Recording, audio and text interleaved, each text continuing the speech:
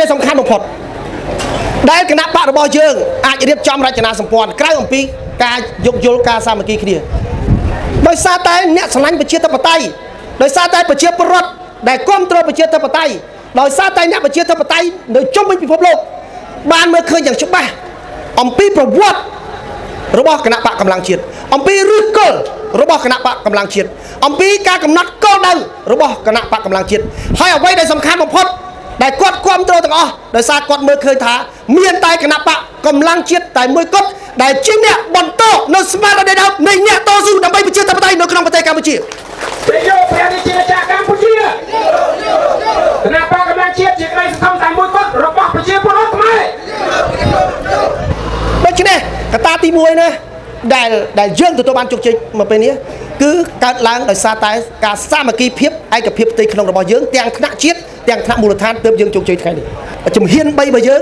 ណាបងប្អូនធ្លាប់ខ្ញុំស្ដាប់ហើយជំហានទី1គឺយើងត្រូវចូលរួមក្នុងការរៀបចំរចនាសម្ព័ន្ធកន្លែងអត់ទាន់មាន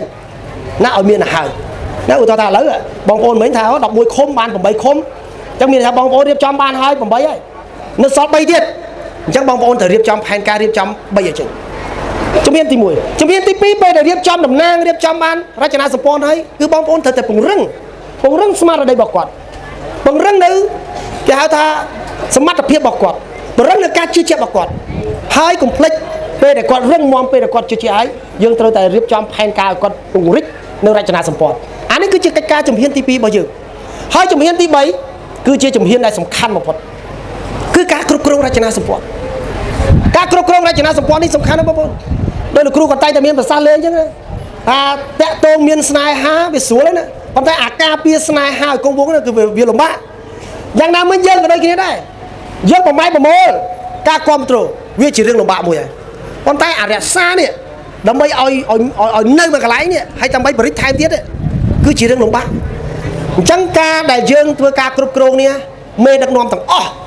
ទាំងថ្នាក់ស្រុកក៏ដោយទាំងថ្នាក់ខេត្តក៏ដោយគឺត្រូវតែមានការគ្រប់គ្រងប្រកបដោយប្រសិទ្ធភាព